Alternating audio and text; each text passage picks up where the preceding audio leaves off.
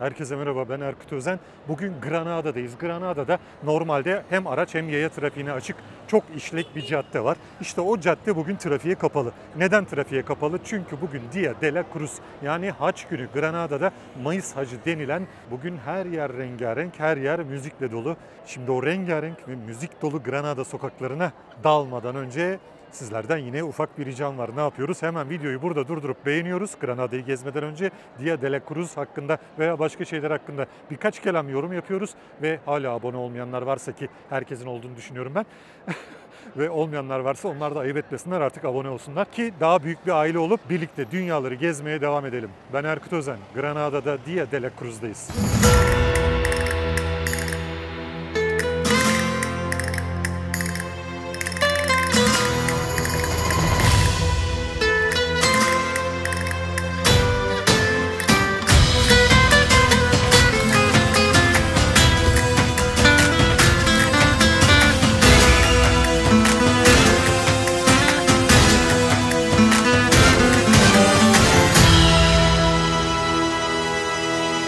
Haç günü Endülüs'ün birçok yerinde kutlanan bir gün ve belirli bölgelerde, belirli tarihlerde kutlanıyor. İşte 3 ve 4 Mayıs'ta da Granada'da kutlanıyor. Bununla ilgili Keşfet TV'de hem Haç günüyle ilgili hem de Sevilla'daki La Feria de Abril, Nisan Fuarı, Nisan Bayramı, Nisan Festivali ile ilgili dokümanlar, fotoğraflar, bilgiler yer alıyor. Keşfet TV sitesinden de ona bakabilirsiniz. Ama biz bugün canlı olarak 2024 yılındaki Granada'daki bu Haç günlüğü Dia de la Cruz'u, rengarenk görüntülerini hep beraber izleyelim. Her yer trafiğe kapandığı için çok rahat yürünüyor. Herkes bugün at üzerinde.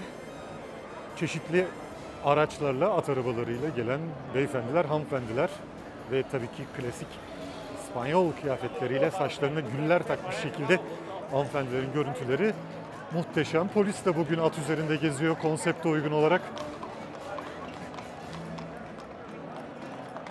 Yine nefis görüntüler.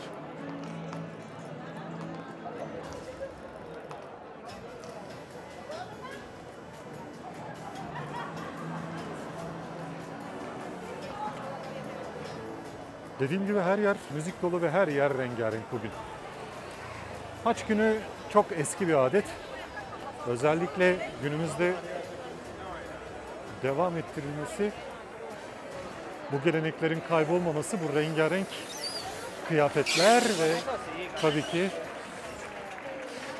bu güzel müziklerle süslü olmasından kaynaklanıyor. Çünkü insanlar bu güzellikleri bırakmak istemiyor.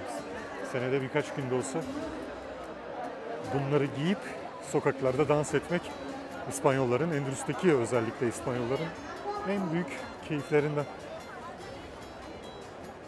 Yaş ne olursa olsun 7'den 70'e derler yani. Herkes gerçekten etkileyici.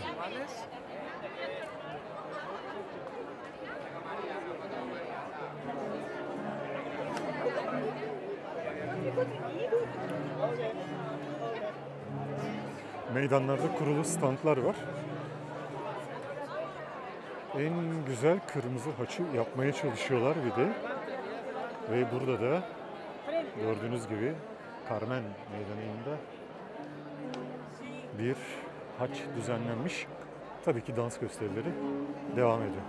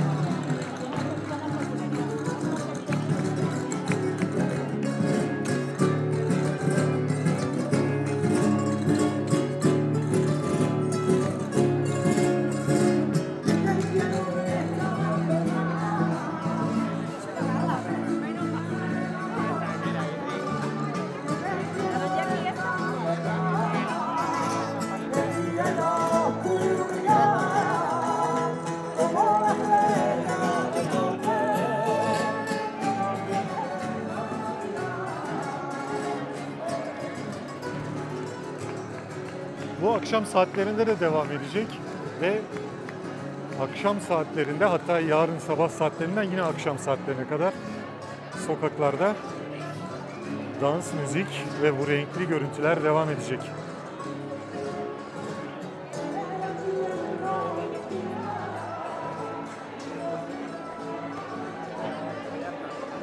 Bu bebeğe de bir kırmızı gül takmışlar. Maşallah diyelim ona.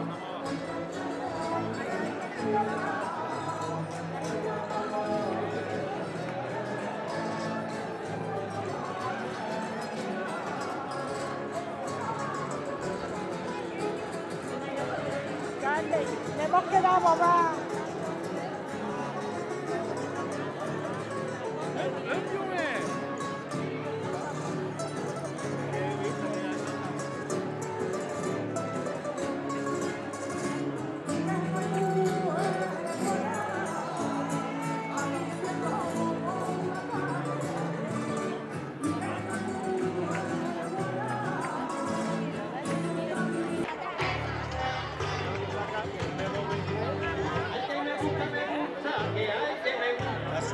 Via de la Cruz böyle bir şey işte.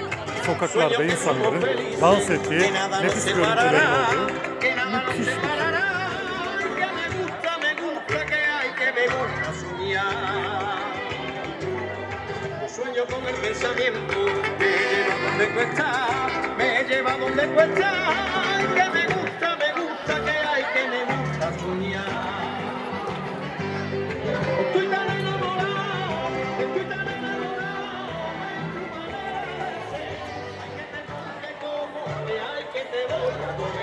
Yapılan dans Sevillana olarak da geçiyor.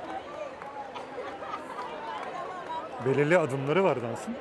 Bu dansın adımlarından da bahsederim size. Ya da dediğim gibi Keşfet TV sitesinde bununla ilgili bir yazı yazmıştım. Sevillana'sın ne olduğuyla alakalı. Ona da göz atabilirsiniz. Her meydanda bu tarz gösteriler var. 63 tane bu haçtan yapılmış. Aslında hangi hacın güzel olduğuyla alakalı da bir yarışma. Haç sadece bir haçtan oluşmuyor. Etrafında da konsepte bağlı bazı şehir maketler vesaireler, kasabalar, bazı objeler yapılmış. Ve bu bir yarışma. 63 tane dediğim gibi haç yarıştırılıyor. Ve insanlar da o meydanlarda eğleniyorlar. Uzun süredir Granada Belediyesi bir ara vermişti bunu kutlamalara ve bu ikinci kez yapılıyor. Bugün okullar tatil. Bakın böyle.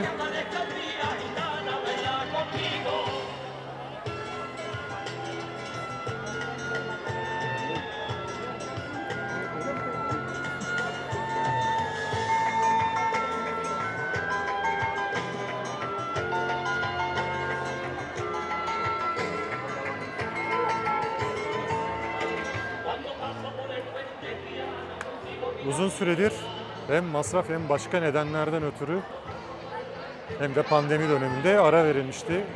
Ve 2 senedir bunlar devam ettiriliyor yeniden. 2023'te yeniden hareketlendi ve ara verilmesine aslında kızıyordu Granada halkı. Ama daha önceki yıllarda gördüklerimden biraz daha renksiz gözüküyor ki bu sene 2 güne yayıldı. 24 saatlik bir parti var. Buna 24 saatlik bir parti ismi veriyorlar.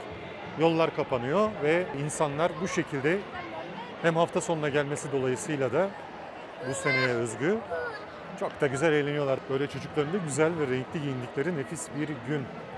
Hemen klasik geleneksel barların önünde bekleyen, atların üzerinde bekleyen hep kadınları gösterdik. Biraz da erkeklere bakalım. Gerçi bu atların üzerinde kadınlar da oluyor kimi zaman. La Feria de Abril'den farklı olarak Sevilla'daki fuardan farklı olarak bu şehrin içinde her yerde devam ediyor. Öyle sadece bir alanda değil, birçok alanda düzenleniyor. Birçok alanda insanlar normal hayatına bu şekilde devam ediyorlar. Müthiş görüntüler gerçekten.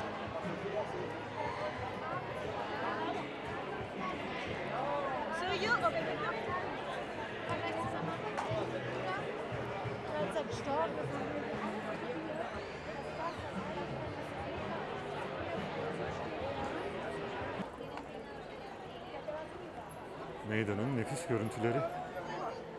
Her meydanda farklı farklı şeyler var. Ve içkilerini de yudumluyorlar.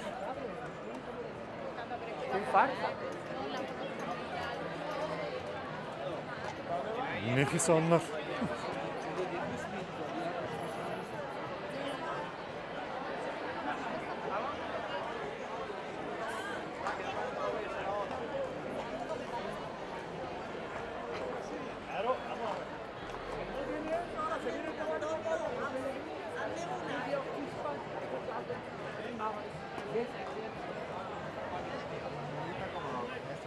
Otların da güzelliği yani.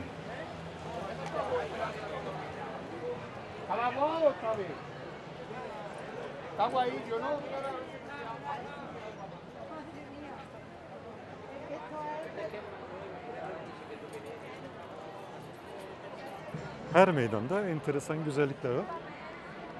Burada da küçük kardeşlerimiz eğleniyorlar. Akşama doğru daha kalabalıklaşıyor ve kalabalıklaşacak ve insanlar oynamaya devam edecekler burada, gösteriye devam ediyorlar. Hiç durmadan dans eden kişiler var burada. Sabaha kadar aynı hareketleri yapıyorlar zannediyorsunuz ki bu bir döngü dediğim gibi.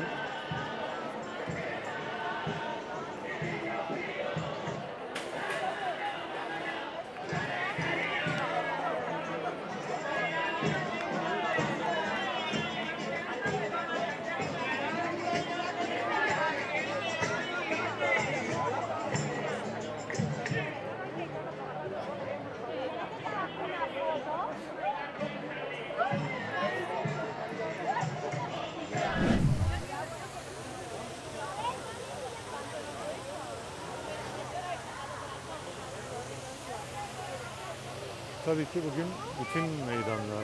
ki bugün bütün meydanlarda bu eğlenceler devam ediyor. İnsanlar zaten bir sene boyunca bugünü bekliyor.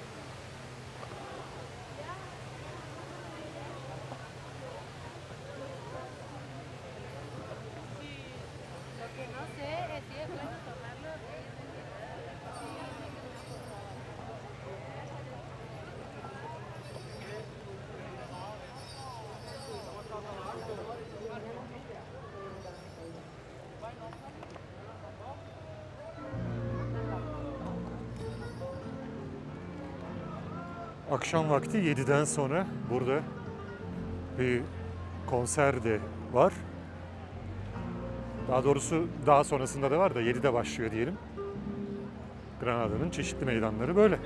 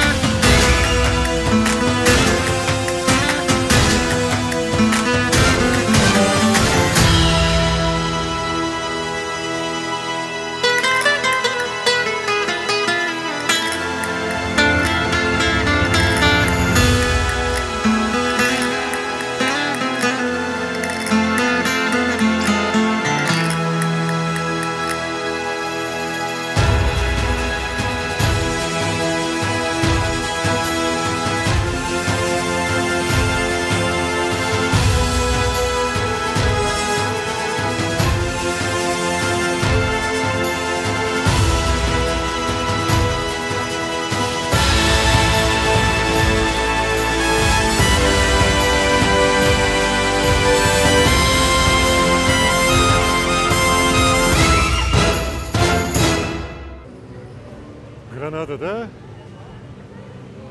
Dia de la Cruz'da yani Haç gününde böyle sokaklar kalabalık işte.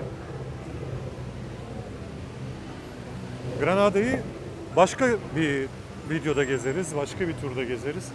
Çünkü hem cihazlarda hem bende olan arızalar nedeniyle Granada videosunu biraz Dia de la Cruz'a ayırdım. Bunu da nasıl vereceğim onu da bilmiyorum çünkü o kadar ters giden şeyler oluyor ki kimin nazarı değiyor onu da bilmiyorum. Bunu da ayrı bir videoda ya da canlı yayında kimin nazarı değdiğini bir tespit edelim artık. Hayatta böyle çekilmez yani. Hakikaten çok sıkıcı çünkü şöyle bir şey söyleyeyim ilk olarak, neyse hadi söylemeyeyim o zaman, daha fazla nazar değiyor. Ne yapalım? Başımıza geldi.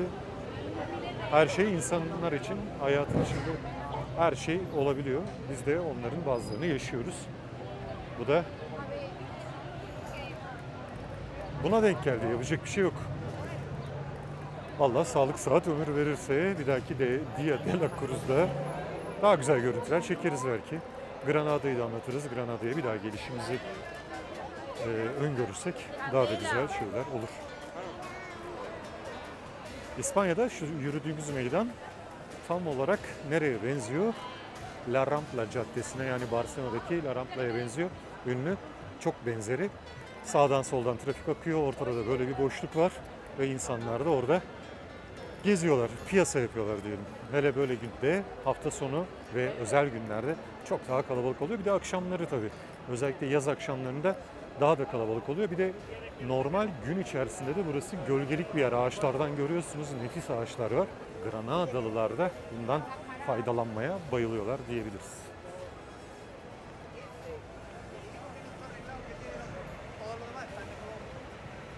Böyle etrafı göstermeye devam edeyim size. Güzel güzel kıyafetli insanlar bu saatte çok da keyifli halde gözüküyorlar.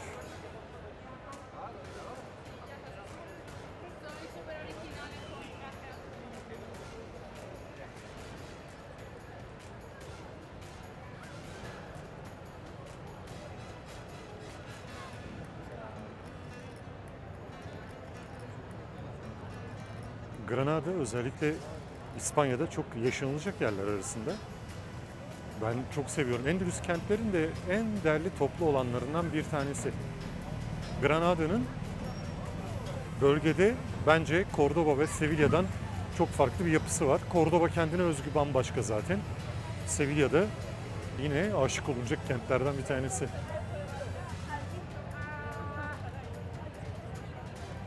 Etrafı göstermeye devam edelim. Granada'da bu kadar güzel görüntülerin eşliğinde gezerken beni görmenin de pek anlamı yok sanıyorum.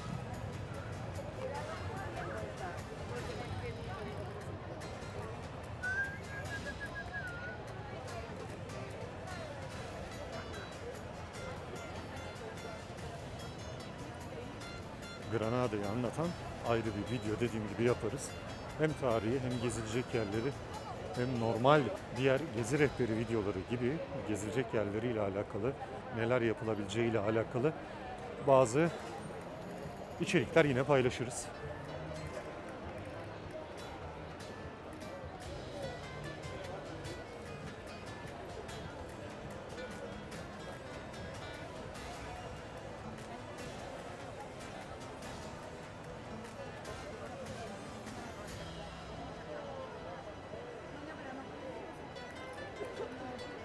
Ben de gidip bir yerlerde bir şeyler yiyip içeyim. Ondan sonrasında yine daha güzel görüntüleri de çekmeye devam edelim.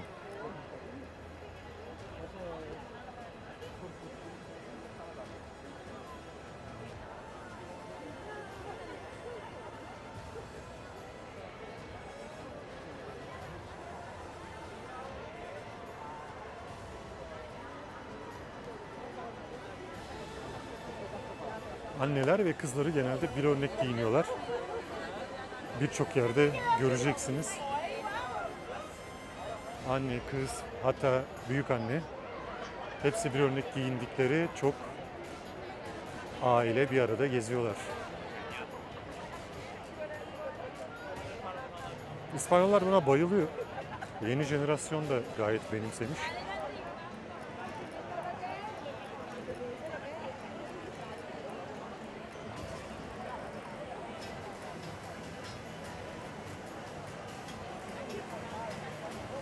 Biraz dans edenleri çekmeye devam edelim o zaman. Belki daha farklı bir şeyler daha görürüz.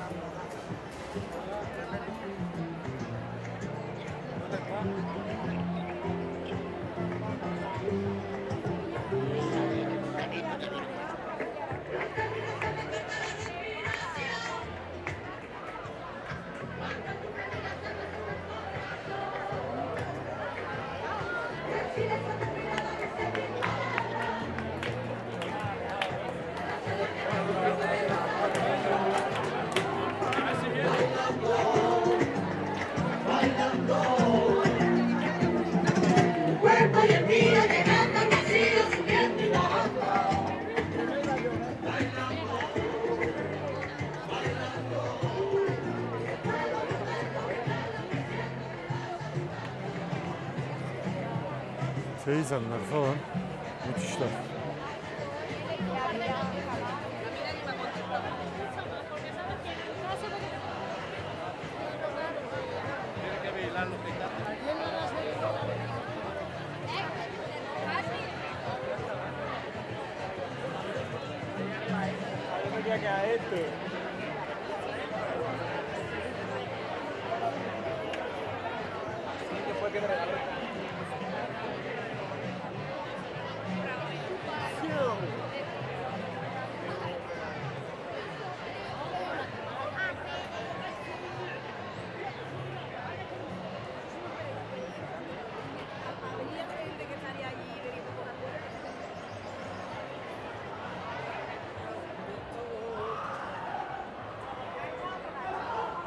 Yine en hareketli gençlerin takıldığı yerlerin, kafelerin, barların olduğu bir mahalleden geçiyoruz. Burası yine merkezlerden bir tanesi. Bakın her yerde yılbaşı ağacı gibi böyle haç süslüyorlar. Güllerden yapılmış haçlar yer alıyor.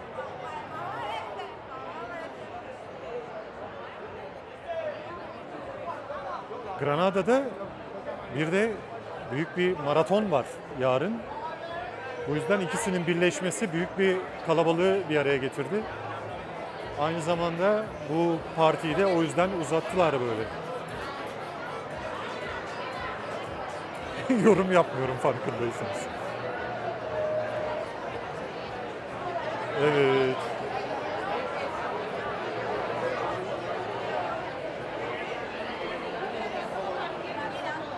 Burası benim de en sevdiğim yerlerden bir tanesi. Burada da özel çekimler yapıyorlar. Hanımlar. Influencer. İspanyol influencerlar çekimdeler. Ekibi gördünüz mü? Gerçi o tarafa bakamadım ama göstermek istemedim. Şımarmasınlar. Keşfet TV'de çıkıyorum diye.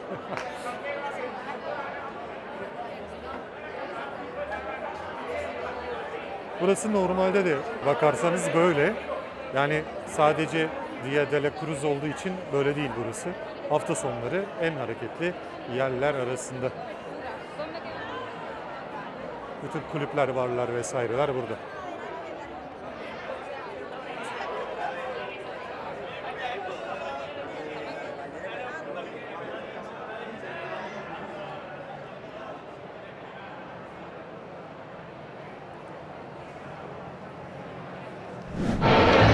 Gerçekten kalabalığı anlatmanın imkanı yok diyebilirim.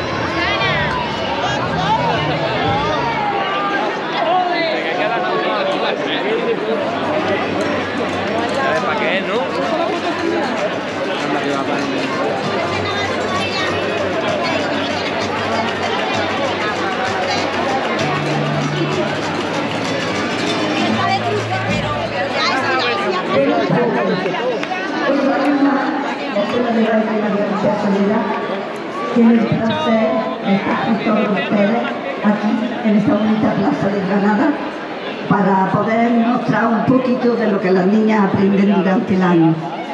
Espero que les guste y pasen un rato agradable con nosotras. Muchas gracias.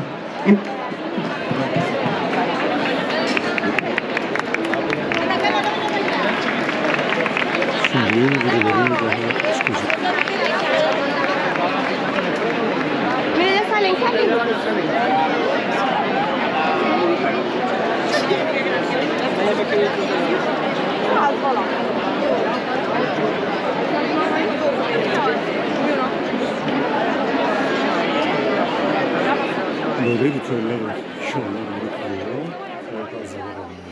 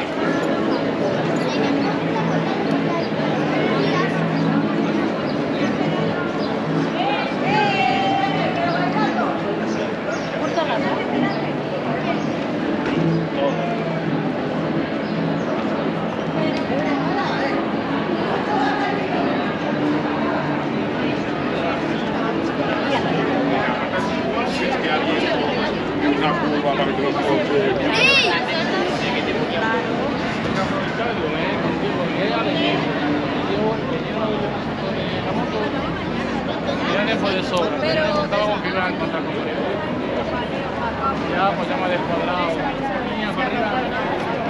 Ah, ya lo sé. Yo no salgo al aire. Bueno, que siempre quieras que no, va como que descansado.